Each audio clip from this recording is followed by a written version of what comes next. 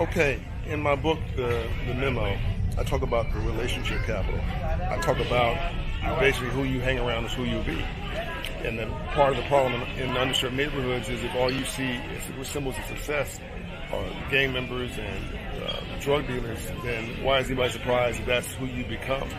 And if you have people in your family who've not gone to college, then why does anybody think you're going to go to college? If you don't have engineers in your family, why does anybody think you're going to become an engineer? Now, you can do it because you're God's child and you're amazing. You can do anything you want to do.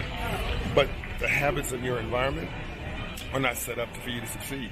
If people around you don't read books, then there's no inclination for you to read books. If no one in your neighborhood or your family has a salary or owns a business, then where do you get that from? My point is everything's a club. I put this in the book, The MEMO, and we teach this at Operation Hope every day. So go see Operation Hope, one of my Hope Financial coaches today. But my last book, The MEMO, says basically if you hang around 9 broke people, you'll be the 10th. The opposite's also true. You hang around 9 success stories, you'll be the 10th. So what club are you in? That's the point of this video, right?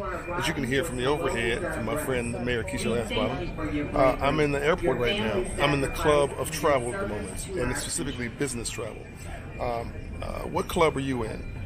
If you go to college, it's a club. And that's, by the way, it's a great club. And if you go into community college, it's mostly about the education you're getting, the knowledge you're getting, and getting into a mindset of learning and aspirational success. If you go to a place like Harvard, right, then what you're doing is you're assuring yourself of almost wealth capital, a wealth club, because that group is going to make sure they hook each other up for the next 40 years as they graduate. So people go to Harvard for different reasons. They go to a state college or a community college because you're going to get, in many cases, the same education. Are you starting to get it? But a friend of mine has referred a young man to me who wanted an internship. See what I'm saying? A friend of mine referred somebody to me.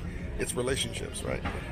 And the young man was saying that he went to a major college, right?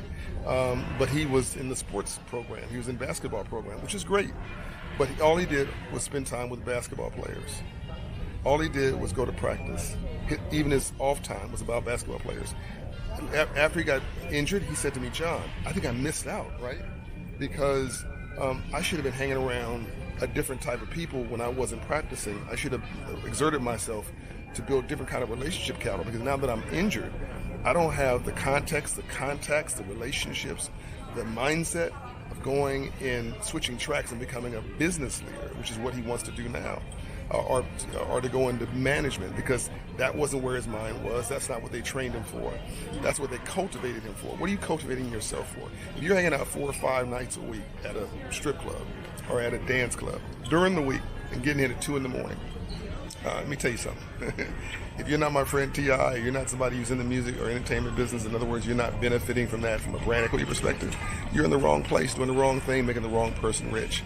You're making somebody else rich versus building wealth for yourself. Wealth is a mindset. Rich is in your hands.